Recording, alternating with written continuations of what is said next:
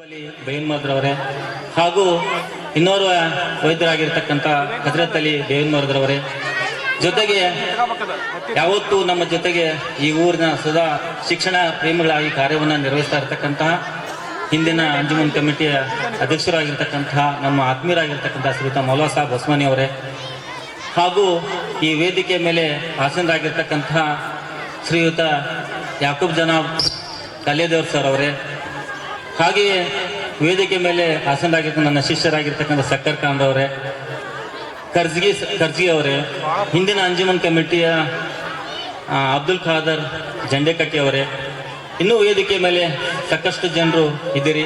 ಜೊತೆಗೆ ಹನೀಫ್ ಮೇಸ್ತ್ರಿ ಬೇವಿನಮರದವರೇ ಬಹಳಷ್ಟು ಆತ್ಮೀಯರು, ಜೊತೆಗೆ ಯಾವತ್ತೂ ಇನ್ನೂ ವೇದಿಕೆ ಮೇಲೆ ಆಸೀನರಾಗಿರ್ತಕ್ಕಂಥ ಹಿದಾಯತುಲ್ಲಾ ಸರ್ ಅವರು, ಹಾಗೂ ವೇದಿಕೆ ಮೇಲೆ ಆಸೀನರಾಗಿರ್ತಕ್ಕಂಥ ನಮ್ಮ ಎಲ್ಲ ಅಂಜುಮನ್ ಕಮಿಟಿಯ ಅಧ್ಯಕ್ಷರ ಸರ್ವ ಸದಸ್ಯರುಗಳೇ, ಊರ ಹಿರಿಯ ನಾಗರಿಕರೇ, ಜೊತೆಗೆ ನಮ್ಮ ಈ ವೇದಿಕೆ ಎಡಭಾಗದಲ್ಲಿ ಕುಳಿತಿರ್ತಕ್ಕಂಥ ಅತ್ಯಂತ ಹಿರಿಯರು ಮಾರ್ಗದರ್ಶಕರಾಗಿರ್ತಕ್ಕಂಥ ಗಡ್ಡದವರು ಕೂತ್ಕೊಂಡಿದ್ದಾರೆ, ಬೇವಿನಮರದವರು ಕೂತ್ಕೊಂಡಿದ್ದಾರೆ, ಅವ್ರಿಗೂ ಕೂಡ ನಮಸ್ಕಾರವನ್ನು ಮಾಡ್ತಾ, ವಿಶೇಷವಾಗಿ ಈ ವಾರ್ಷಿಕೋತ್ಸವಕ್ಕೆ ಆಗಮಿಸಿರ್ತಕ್ಕಂತಹ ಎಲ್ಲ ಊರ ನಾಗರಿಕರೇ, ಬಹಳಷ್ಟು ಇದು ಹೆಮ್ಮೆ ಪಡುವಂತಹ ಒಂದು ವಿಷಯ. ಯಾಕಂತ ಹೇಳಿದ್ರೆ ನಮ್ಮ ಶಿಷ್ಯ ಬಳಗದವರು ಇಂತಹ ಒಂದು ಅದ್ಭುತ ಒಂದು ಸಾಧನೆಯನ್ನು ಮಾಡಿ ಶಿಕ್ಷಣ ಸಂಸ್ಥೆಯನ್ನು ಕಟ್ಟಿ ಬೆಳೆಸಾಕತ್ತಾರಂತಂದ್ರೆ ಬಹುಶಃ ಬಹಳಷ್ಟು ಖುಷಿ ಪಡ್ತಕ್ಕಂಥ ವಿಷಯ. ಅದಕ್ಕಾಗಿ ಮೊಟ್ಟ ಮೊದಲನೇದಾಗಿ ನಾನು ತಮ್ಮೆಲ್ಲರ ಪರವಾಗಿ ಅವರ ಒಂದು ಜೋರಾದ ಚಪ್ಪಾಳೆ ಮುಖಾಂತರ ಅವರಿಗೆ ಅಭಿನಂದನೆಯನ್ನು ಸಲ್ಲಿಸಬೇಕಂತೇಳಿ ನಾ ಈ ಮೂಲಕ ಕೇಳ್ಕೊಳ್ತಾ ಇದ್ದೀನಿ. ಇದು ಕೂಡ ದೇವಸ್ಥಾನ ಕಟ್ಟಲಿಕ್ಕೆ ಒಬ್ಬ ಕಲ್ಲು ಕೆತ್ತುವಂತಹ ವ್ಯಕ್ತಿ ಹತ್ರ ಬಂದು ಉತ್ತಮವಾಗಿರ್ತಕ್ಕಂತಹ ಮೂರ್ತಿಗಳನ್ನ ಕೆತ್ತಿಸ್ಕೊಂಡು ಅವ್ರ ಊರೊಳಗೆ ಹೋಗಿ ತೆಗೆದುಕೊಂಡು ಏನ್ ಮಾಡಿದ್ರು ಅಂದ್ರೆ ತಮ್ಮ ಊರಿನೊಳಗಡೆ ಪ್ರತಿಷ್ಠಾಪನೆ ಮಾಡ್ತಾರಂತೆ. ಪ್ರತಿಷ್ಠಾಪನೆ ಮಾಡಿದ ನಂತರ ಎಲ್ಲರೂ ಅದಕ್ಕೆ ಭಕ್ತಿಯಿಂದ ಪೂಜೆ ಮಾಡೋದು, ಪೂಜಿಸುವುದು, ಈ ತರ ಎಲ್ಲ ಕಾರ್ಯಕ್ರಮಗಳು ಅಲ್ಲಿ ನಡೀತಾ ಇದ್ವಂತೆ. ಕೆಲವೊಂದ್ ದಿನ ಅವ್ರಿಗೆ ಮನಸ್ಸೊಳಗೆ ಇದ್ರ ವಿಚಾರ ಮಾಡ್ತಂತ, ನಾವು ತಂದಿರ್ತಕ್ಕಂಥ ಈ ಮೂರ್ತಿ ಬಹುಶಃ ಬಹಳ ಸುಂದರವಾಗಿರ್ತಕ್ಕಂಥದ್ದು, ನಮ್ಮೂರಿಗೆ ಆ ಒಂದು ಮೂರ್ತಿ ಕೆತ್ತುವಂತ ವ್ಯಕ್ತಿ ಉತ್ತಮವಾಗಿರ್ತಕ್ಕಂಥ ಮೂರ್ತಿಯನ್ನ ಕೆತ್ತಿಕೊಟ್ಟಿದ್ದಾರೆ ವಿಚಾರವನ್ನು ಒಂದು ಊರಿನವ್ರು ಮಾಡ್ತಾರ, ಇನ್ನೊಬ್ರು ಒಂದೂರು ಮಾಡ್ತಾರ. ಇಲ್ಲ, ನಮ್ಗೆ ಉತ್ತಮವಾಗಿರ್ತಕ್ಕಂಥ ಮೂರ್ತಿಯನ್ನು ಅವ್ರು ಕೆತ್ಕೊಟ್ಟಿದ್ದಾರೆ, ಹಾಗಾಗಿ ನಮ್ದೇ ಬಹಳ ಮೂರ್ತಿ ಶ್ರೇಷ್ಠವಾಗಿರ್ತಕ್ಕಂಥ ಒಂದು ವಿಚಾರ ಅವ್ರ ಮನಸ್ಸಲ್ಲಿ ಬರ್ತದೆ. ಇನ್ನೊಂದು ಒಳ್ಳೆ ಹೋದ ತಕ್ಷಣ ಆ ಎರಡು ಊರಿಗಿಂತ ನಮ್ದು ಮೂರ್ತಿ ಬಹಳ ಚೆನ್ನಾಗಿದೆ, ಇದು ಬಹಳ ಅದ್ಭುತವಾಗಿ ಕೆತ್ಕೊಟ್ಟಿದ್ದಾರೆ ಅಂತಕ್ಕಂಥ ವಿಚಾರ ಬರ್ತದೆ. ಬಂದಾಗ ಅವರಲ್ಲಿ ಒಂಥರ ಗೊಂದಲ ಚಲೋ ಆಗ್ತದೆ.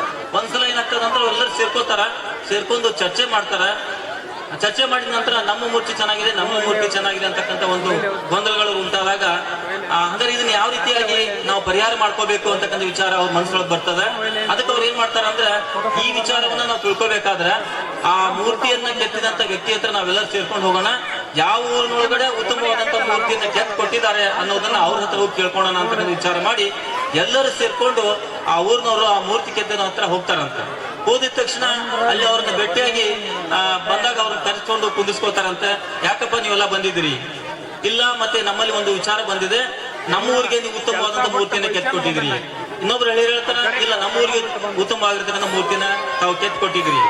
ಹೀಗೆ ಗೊಂದಲಗಳು ಚಲುವಾದಾಗ ಅವಾಗ ಅಂತಿಮವಾಗಿ ಅವ್ರು ಹೇಳ್ತಾರೆ, ಹಂಗಾರೆ ನೀವೇ ಹೇಳಿಬಿಡ್ರಿ, ಇಲ್ಲಿ ಉತ್ತಮವಾಗಿರ್ತಕ್ಕಂಥ ಮೂರ್ತಿ ಯಾವುದು ಅಂತ ಅವ್ರನ್ನ ಕೇಳ್ತಾರಂತ. ಅವಾಗ ಅವ್ರು ಹೇಳ್ತಾರೆ, ನೀವು ಈ ರೀತಿಯಾಗಿ ಆತಂಕ ಪಡುವಂತಹ ಗೊಂದಲಕ್ಕೆ ಒಳಗಾಗ್ತಕ್ಕಂಥ ಅವಶ್ಯಕತೆ ಇಲ್ಲ. ಯಾಕಂತ ಹೇಳಿದ್ರೆ ಎಲ್ಲ ಆ ಮೂರ್ತಿಗಳು ಕೂಡ ಇಲ್ಲಿ ಏನಪ್ಪಾ ಅಂತಂದ್ರೆ ಸರಿ ಸಮಾನ ಆಗಿದಾವೆ ಅನ್ನೋದಿಷ್ಟೊಳಗೆ ಇರೋದ್ರಿಂದ ನೀವು ಯಾರು ದೊಡ್ಡದು ಚಿಕ್ಕದು ಅನ್ನೋ ವಿಚಾರ ಬೇಡ ಅಂತ ಹೇಳ್ತಾರೆ. ಅದಂಗ್ ಸಾಧ್ಯತೆ ಐತಿ? ಎಲ್ಲ ಬೇರೆ ಬೇರೆ ಒಂದು ದೊಡ್ಡ ಕೆತ್ತಿರಿ, ಒಂದು ಸಣ್ಣ ಕೆತ್ತಿರಿ, ಬೇರೆ ಬೇರೆ ರೀತಿಯಾಗಿ ದಪ್ಪ ಕೆತ್ತಿದ್ರಿ, ಹಿಂಗೆಲ್ಲ ಮಾಡಿದ್ರಿ, ಅದಕ್ಕೆ ಶ್ರೇಷ್ಠತೆ ಇದೆ ಅಂತ ಇಲ್ಲ. ಖಂಡಿತವಾಗಿ ತಾವು ತಪ್ಪು ತಿಳ್ಕೊಂಡಿದ್ರಿ. ಯಾಕಂತ ಹೇಳಿದ್ರೆ ಇಲ್ಲಿ ಕೆತ್ತಿರುವಂತಹ ಕಲ್ಲುಗಳು ಒಂದೇ, ಹಾಗೆ ಅದನ್ನ ಕೆತ್ತಿರ್ತಕ್ಕಂಥ ಉಳಿಯೂ ಕೂಡ ಒಂದೇ, ಕೆತ್ತಿರ್ತಕ್ಕಂಥ ವ್ಯಕ್ತಿಯೂ ಕೂಡ ಒಬ್ನೇ. ಹಾಗಾಗಿ ಕೆತ್ತಿರ್ತಕ್ಕಂಥ ಎಲ್ಲಾ ಮೂರ್ತಿಗಳೇನಿದಾವಲ್ಲ ಇಲ್ಲಿ ಎಲ್ಲವೂ ಸರಿ ಸಮಾನನೇ, ಇದರೊಳಗೆ ವ್ಯತ್ಯಾಸ ಅಂತಕ್ಕಂಥದ್ದು ಇಲ್ಲವೇ ಇಲ್ಲ ಅನ್ನೋತಕ್ಕಂಥ ಮಾತನ್ನು ಹೇಳಿದಾಗ ಬಂದಿರತಕ್ಕಂಥ ಎಲ್ಲರಿಗೆ ಆಶ್ಚರ್ಯ ಆಗಿ, ಹೌದಲ್ಲಪ್ಪ, ಇದನ್ನ ನಾವು ತಿಳ್ಕೊಳ್ದೆ ಹೋದ್ವಿ ಅಂತಕ್ಕಂಥ ವಿಚಾರ ಅವ್ರ ಮನಸ್ಸೊಳಗೆ ಬರ್ತದೆ. ಇಲ್ಲಿ ಏನಂತ ಹೇಳಿದ್ರೆ, ಶಾಲೆಗೆ ಬಂದಿರತಕ್ಕಂಥ ವಿದ್ಯಾರ್ಥಿಗಳನ್ನ ಬೇರೆ ಬೇರೆ ಒಂದು ಆಯ್ಕೆಯನ್ನು ಹೊಂದಿರತಕ್ಕಂಥ ಮಕ್ಕಳು ಇರ್ತಾರೆ. ಅದರಲ್ಲಿ ವಿಶೇಷವಾಗಿ LKG UKG ಮಕ್ಕಳು ಅಂತ ಒಂದು ಆಟ ಆಡುವಂತಹ ಮಕ್ಕಳು, ಮನೆಯಲ್ಲಿ ಆಟ ಆಡ್ಕೊಂಡು ಬೆಳಿತಕ್ಕಂಥ ಮಕ್ಕಳಾಗಿರೋದ್ರಿಂದ ಇಂಥ ಮುಗ್ಧವಾದಂತಹ ಮಕ್ಕಳ ಮನಸ್ಸನ್ನ ಅರಿತುಕೊಂಡು ನಾವು ಅವ್ರಿಗೆ ಪಾಠ ಬೋಧನೆ ಮಾಡೋದು ಅಷ್ಟು ಸುಲಭದ ಮಾತಲ್ಲ. ಆ ಮಗುವಿನ ಮನಸ್ಸು ಯಾವ ರೀತಿ ಇದೆಯೋ, ಆ ಮಕ್ಕಳ ಮನಸ್ಸು ಯಾವ ರೀತಿ ಇದೆಯೋ ಅನ್ನುವಂಥದ್ದನ್ನ ಇಲ್ಲಿ ಶಿಕ್ಷಕರು ಅರಿತುಕೊಂಡು ಏನ್ ಮಾಡ್ಬೇಕಂತಂದ್ರ ಒಂದು ಪಾಠವನ್ನ ಮಾಡ್ಬೇಕಾಗಿದೆ ಅಂತಕ್ಕಂಥ. ಯಾಕೆಂದ್ರೆ ಇವತ್ತು ಈ ರೀತಿಯಾಗಿರ್ತಕ್ಕಂತಹ ಒಂದು ವಿದ್ಯಾಸಂಸ್ಥೆಯನ್ನ ಪ್ರಾರಂಭ ಮಾಡೋದು ಅಂದ್ರೆ ಅದು ಅಷ್ಟು ಸುಲಭದ ಒಂದು ಮಾತಲ್ರಿ.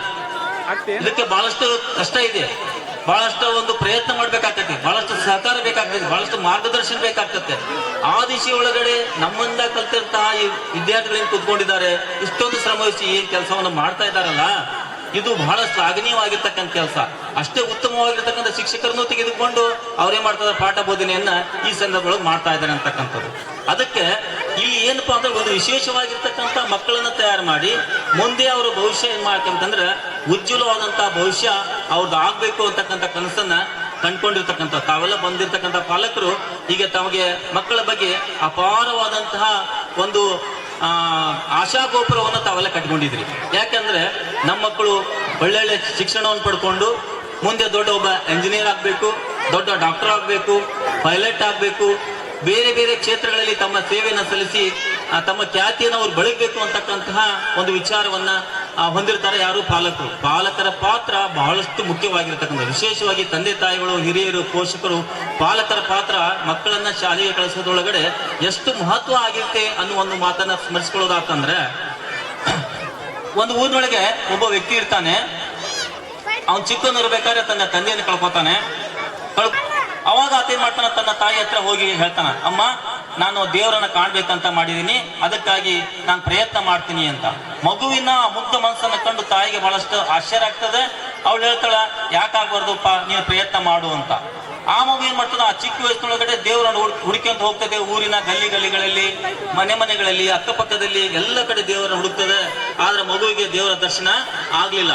ಕೊನೆಗೆ ತನ್ನ ತಾಯಿ ಹತ್ರ ಬಂದು ಹೇಳ್ತದೆ, ಅಮ್ಮ ನನಗೆ ಎಲ್ಲಿ ಈ ಕಡೆ ಅಕ್ಕಪಕ್ಕದಲ್ಲಿ ಎಲ್ಲಿ ನೋಡಿದ್ರು ದೇವ್ರು ಕಾಣಿಸ್ತಾ ಇಲ್ಲ, ದೇವ್ರು ಸದ್ಯದಲ್ಲಿ ಸಮೀಪದಲ್ಲಿ ಸಿಗೋ ಹಾಗೆ ಕಾಣ್ತಾ ಇಲ್ಲ.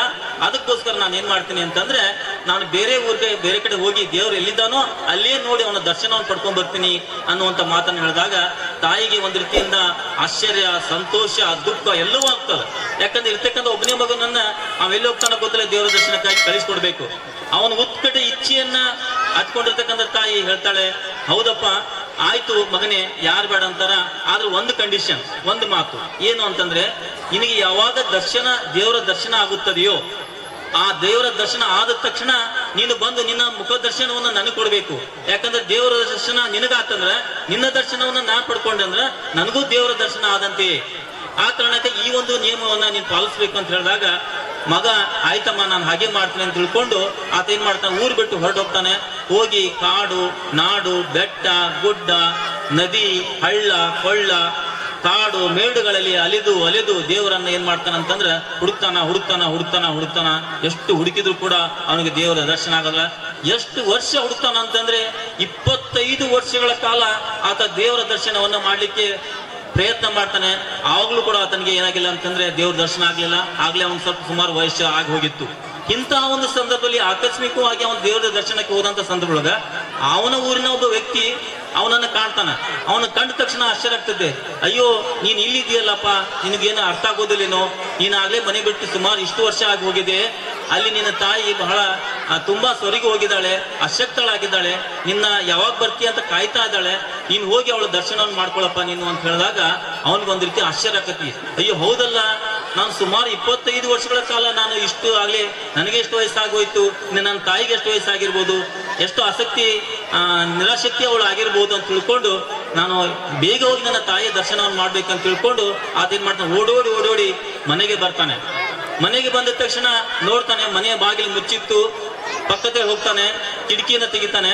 ಕಿಟಕಿಯನ್ನ ತೆಗೆದ ತಕ್ಷಣ ನೋಡ್ತಾನೆ, ಅವಳ ತಾಯಿ ಬಹಳಷ್ಟು ಹಣ್ಣಾದ ಮುದುಕಿ ಆಗಿ ಹೋಗಿದ್ಲು, ವಯಸ್ಸಾಗಿತ್ತು, ನಿಲ್ಲಿಕ್ ಬರ್ತಾ ಇಲ್ಲ, ಬೆನ್ನು ಬಾಗಿ ಹೋಗಿತ್ತು.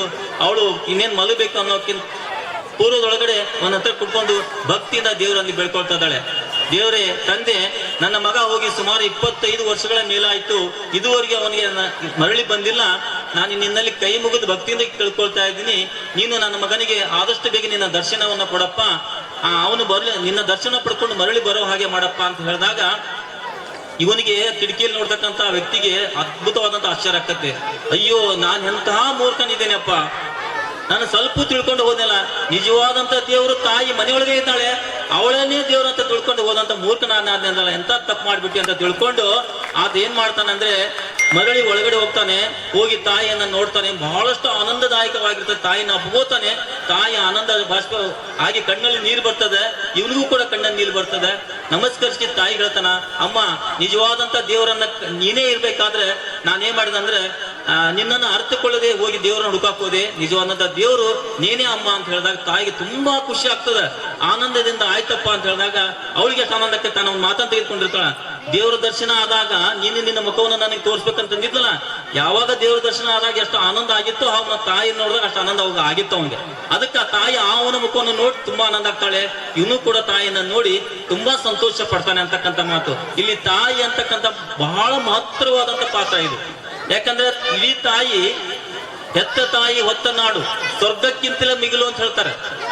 ಹೆತ್ತ ತಾಯಿ ಹೊತ್ತ ನಾಡು ಸ್ವರ್ಗಕ್ಕಿಂತಲೇ ಮಿಗಿಲು. ಯಾಕಂದ್ರೆ ತಾಯಿ ತನ್ನ ಎಲ್ಲ 9 ತಿಂಗಳ ಗರ್ಭದಲ್ಲಿ ಮಗುವಿನ ಹಿಡ್ಕೊಂಡು ಮಗುವಿನ ಇಡೀ ಸಂಪೂರ್ಣವಾದಂತ ಭವಿಷ್ಯ ಆಗುವವರೆಗೂ ಕೂಡ ಅವಳನ್ನ ಹೆತ್ತು ಸಾಕಿ ಸಲಿವಿ ಏನ್ ಮಾಡ್ತಾರೆ, ಭವಿಷ್ಯಕ್ಕಾಗಿ ಹೋರಾಟವನ್ನ ಮಾಡ್ತಾ ಇದ್ದಾಳೆ. ಅದಕ್ಕಾಗಿ ಜನಪದ ಸಾಹಿತ್ಯದಲ್ಲಿ ಒಂದು ಮಾತು ಹೇಳ್ತಾರೆ, ಏನಂತಂದ್ರೆ ಒಂದ್ ಮಾತಿನ ಹೇಳ್ತಾರ, ಯಾರು ಆದಾರೋ ಹೆತ್ತು ತಾಯಿಯಂತೆ ಸಾವಿರ ಸೌದೆ ಒಲೆಯಲ್ಲಿ ಉರಿದವರು ದೀವಿಗೆ ಅಂತ ಬೆಳಕುಂಟೆ ಅಂತಕ್ಕಂಥ ಮಾತಾಡ್ತಾರ. ಅಂದ್ರೆ ಸಾವಿರಾರು ಕಟ್ಟಿಗಳನ್ನ ತೆಗೆದು ಉರಿಸಿ ನಾವು ಉರಿ ಮಾಡಿದ್ರು ಕೂಡ ಮನೆಯಲ್ಲಿ ಹತ್ತಕ್ಕಂಥ ಒಂದು ಚಿಕ್ಕ ದೀಪ ಇದೆಯಲ್ಲ, ಅದು ಕೊಡುವಂತ ಬೆಳಕು ಅನ್ನ 1000 ಸೌದೆ ಕೊಡುವಷ್ಟಕ್ಕೆ ಸಾಧ್ಯತೆ ಇಲ್ಲ.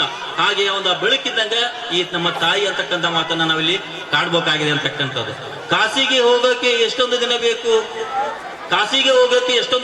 ಕಾಶಿ ಕುಂತವಳೆ ಮನೆ ಒಳಗಡೆ. ಕಾಶಿ ಅಂತಕ್ಕಂಥ ತಾಯಿನೇ ದೇವ್ರ ಮನೆಯಲ್ಲಿ ಕುತ್ಕೊಂಡವಳೆ, ಅವಳನ್ನೇ ನೀನು ಪೂಜೆ ಮಾಡು, ನಿಜವಾದಂತ ಸ್ವರ್ಗ ನಿನಗೆ ಇಲ್ಲಿಯೇ ಇದೆ ಅಂತಕ್ಕಂಥ ಮಾತನ್ನ ಹೇಳ್ತಾಳೆ.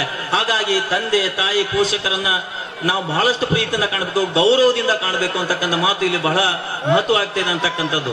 ಹಾಗಾಗಿ ನಾವೇನೋ ಒಂದು ಭವಿಷ್ಯವನ್ನ ಕಂಡು ಮಕ್ಕಳನ್ನ ಕಳಿಸ್ತಾ ಇದ್ದೀವಿ, ಇದು ಬಹಳ ಉತ್ತಮವಾಗಿರ್ತಕ್ಕಂಥ ಒಂದು ಕಾರ್ಯ ಮತ್ತು ಶ್ಲಾಘನೀಯವಾಗಿರ್ತಕ್ಕಂಥದ್ದು ಅಂತ ಒಂದು ಕಲಿಸ್ತಕ್ಕಂಥ ಬಹಳಷ್ಟು ವಿದ್ಯಾರ್ಥಿಗಳ ತಂದೆ ತಾಯಿಗಳ ಈ ಮಕ್ಕಳ ತಂದೆ ತಾಯಿಗಳು ತಾವು ಇಲ್ಲಿ ಇದ್ದೀರಿ ಅಂತಕ್ಕಂಥ ನನ್ನ ಭಾವನೆ. ಬಹುಶಃ ಬಹಳಷ್ಟು ವಿದ್ಯಾರ್ಥಿಗಳು ತಂದೆ ತಾಯಿಗಳು ಇಲ್ಲಿ ಬಂದಿದ್ರಿ ಅಂತಕ್ಕಂಥ ನನ್ನ ಆಶಯ. ಬಹುಶಃ ಅವಾಗ ನಾವು ಶಾಲೆಯನ್ನು ಕಲಿಸ್ತಕ್ಕಂಥ ಸಂದರ್ಭದೊಳಗೆ ನಮ್ಮ ಅರ್ಡು ಸರ್ಗೆ ಅವ್ರಿಗೆಲ್ಲರಿಗೂ ಗೊತ್ತಿದೆ, ನಮ್ಮ ಹಳೆಯರ ಮದುವೆ ಇತ್ತು. ಎಲ್ಲಿ ಅಂತಂದ್ರ ಅದು ಮೈಸೂರಿನೊಳಗಡೆ.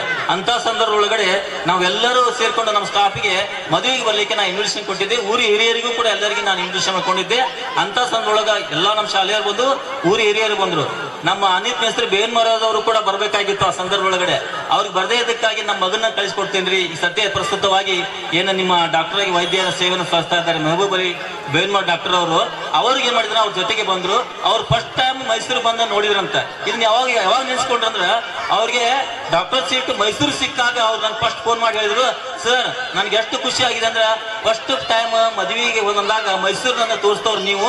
ಇವತ್ತು ಕನಸು ನನ್ಸಾಗಿದೆ, ನಾನು ಡಾಕ್ಟರ್ ಸೀಟ್ ಅನ್ನು ಪಡ್ಕೊಂಡು ಮೈಸೂರು ಕಲೀಲಿಕ್ಕೆ ಬಂದಿದ್ದೀನಿ ಸರ್ ಅಂತ ಹೆಮ್ಮೆಯನ್ನು ಮಾತನ್ನು ಹೇಳಿದ್ರು. ಎಷ್ಟು ಖುಷಿ ಆಗ್ತದ ಆ ಮಾತನ್ನು ಕೇಳಿದಾಗ ನಮ್ಗೆ ಗೊತ್ತ, ಬಹಳಷ್ಟು ಖುಷಿ ಆಗ್ತದ. ಅವ್ರ ಜೊತೆಗಾಗಿ ನಮ್ಮ ಹಜರತ್ ಅಲಿ ಬೇನ್ಮರದವರು ಕೂಡ ಅವರ ಜೊತೆಗಿನ ಹೋಗಿ ಡಾಕ್ಟರ್ ಕೋರ್ಸ್ ಅನ್ನು ಮಾಡ್ಕೊಂಡ್ಬಂದು, ಬಹುಶಃ ಇವತ್ತು ನೀವು ಯಾರು ಕನಸನ್ನ ಕಂಡಿರ್ಲಿಲ್ಲ ಅವ್ರು ವೈದ್ಯರಾಗಿ ಇಂಥ ಸೇವೆಯನ್ನು ಸಲ್ಲಿಸ್ತಾರ ಅಂತಕ್ಕಂಥದ್ದು.